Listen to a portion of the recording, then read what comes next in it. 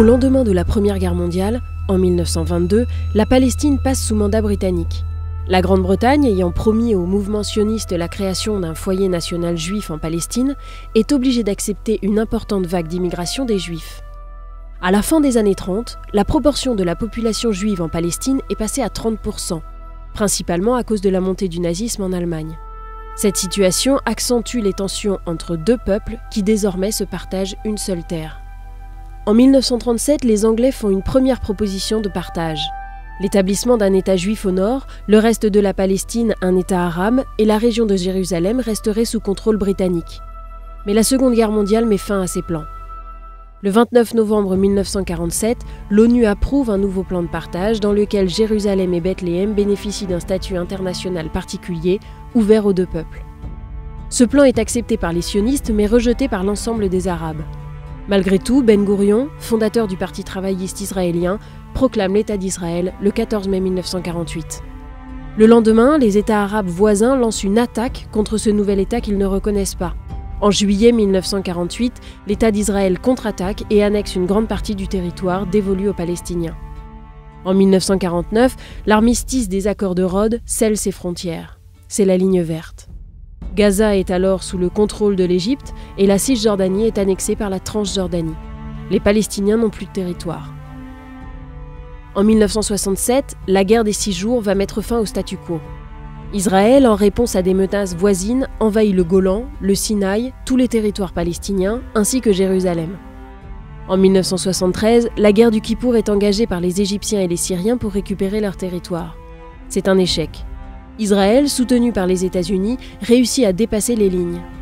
L'ONU demande un cessez-le-feu et des processus diplomatiques sont amorcés. Une partie du Golan est restituée à la Syrie en 1974 et le Sinaï sera rendu à l'Égypte en intégralité entre 1979 et 1982.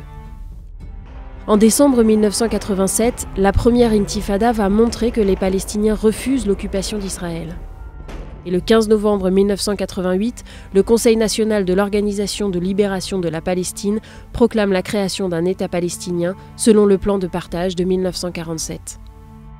En 1991, la conférence de Madrid marque les premières négociations dans ce conflit.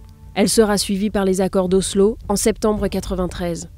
En 2000, la deuxième intifada éclate et la dernière phase des accords d'Oslo est un échec. Depuis, le conflit entre Israël et la Palestine dure toujours.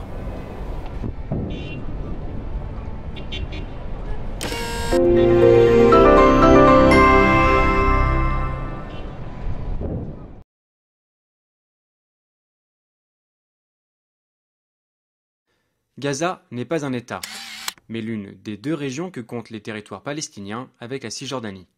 Occupés depuis 1967 par l'armée israélienne, ces territoires sont confiés en 1994 à l'autorité palestinienne dans le cadre des accords de paix d'Oslo. 3 zones de souveraineté sont alors définies. La zone A, sous contrôle palestinien, la zone B, sous contrôle civil palestinien mais dont Israël assure conjointement la sécurité intérieure, enfin la zone C, sous contrôle israélien, qui englobe les colonies juives. À cette époque, l'autorité palestinienne contrôle les grandes villes de la Cisjordanie et les 2/3 de la bande de Gaza. Puis, en 2005, avec le démantèlement des 21 colonies juives de Gaza et le désengagement de l'armée israélienne, c'est la totalité de la bande de Gaza qui passe sous sa coupe, hormis son espace aérien et son espace maritime. Mais c'est à ce moment-là qu'intervient le Hamas. En 2006, ce mouvement islamiste, créé en 1987 et proche des frères musulmans égyptiens, gagne les élections législatives. Il l'emporte au détriment du Fatah, le parti de Yasser Arafat, qui représente traditionnellement les revendications palestiniennes. Mais le résultat du scrutin n'est pas reconnu par une grande partie de la communauté internationale, car le Hamas prône la destruction de l'État israélien, refuse les accords d'Oslo et souhaite la création d'un État islamique palestinien. Après de violents heurts opposant le Hamas au Fatah, le Hamas prend le contrôle total de la bande de Gaza en 2007. À la fracture géographique des territoires palestiniens s'ajoute alors une fracture politique et idéologique. D'un côté, la Cisjordanie contrôlée par le Fatah, parti de l'actuel président de l'autorité palestinienne, Mahmoud Abbas, et interlocuteur reconnu par la communauté internationale. De l'autre, Gaza, contrôlée par le Hamas, qui refuse l'arrêt de la lutte armée contre Israël. Cette lutte armée se traduit principalement de 2 manières. D'abord, avec les tirs de roquettes. Initialement circonscrits aux zones frontalières de Gaza, les projectiles ont accru leur portée, atteignant en juillet 2014 Jérusalem, Tel Aviv et Haïfa. Deuxième arme du Hamas, les tunnels. Construits pour permettre l'incursion des combattants du Hamas en territoire israélien, ce sont eux qu'Israël cherche aujourd'hui à neutraliser. Ces débordements de violence provoquent la fermeture de toutes les frontières de Gaza. L'aéroport international de Gaza, détruit en 2011, n'a lui jamais été reconstruit. Côté mer, l'accès aux frontières par bateau est interdit aux Gazaouis. La zone de pêche de 20 milles nautiques fixée par les accords d'Oslo a été restreinte à plusieurs reprises par Israël, à 6, voire à 3 milles nautiques lors des regains de tension avec le Hamas. Or, selon les Nations Unies, les zones les plus poissonneuses se trouvent au-delà de 8 milles. La fin de cette limite est une des revendications majeures du Hamas dans le conflit actuel, car la pêche est l'une des principales sources de revenus. Le 8 juillet 2014, Israël déclenche Bordure protectrice, une opération aérienne dans la bande de Gaza pour répondre aux tirs de roquettes du Hamas. Le 17 débute l'opération terrestre pour détruire les tunnels.